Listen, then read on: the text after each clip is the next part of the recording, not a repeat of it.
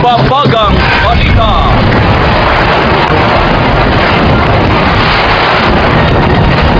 Apat kumpirmadong patay dahil sa bagyong Pablo.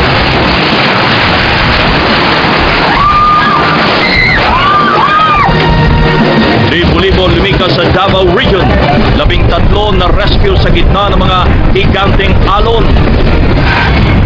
Bagsik ng bagyong Pablo naramdaman sa Cagayan de Oro. Surigao del Sur isinilalim sa state of calamity.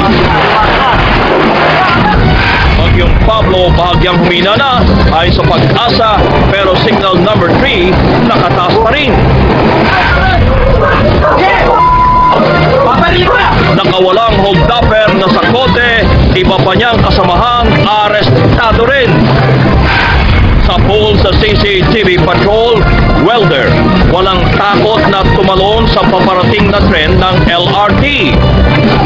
Snatcher sa bus, sugatan matapos mabaril ng mga pasaherong pulis.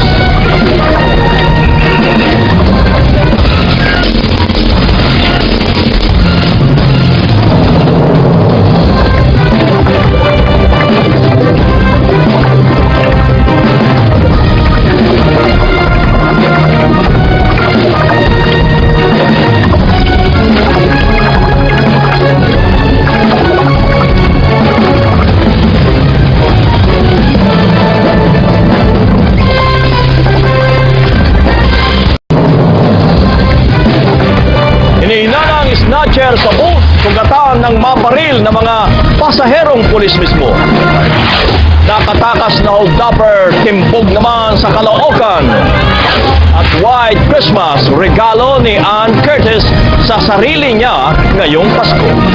Nagbabaga mga balita sa pagbabalik na TV Patrol!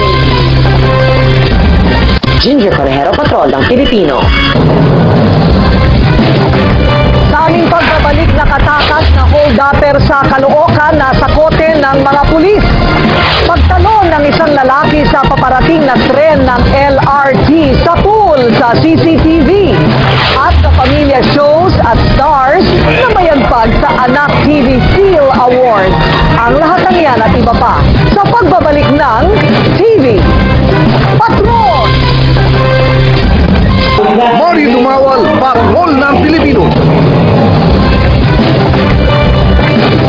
Tangkang pagpapakamatay ng isang welder sa LRT station sa pool sa CCTV. Duchess of Cambridge, Kate Middleton, buntis na.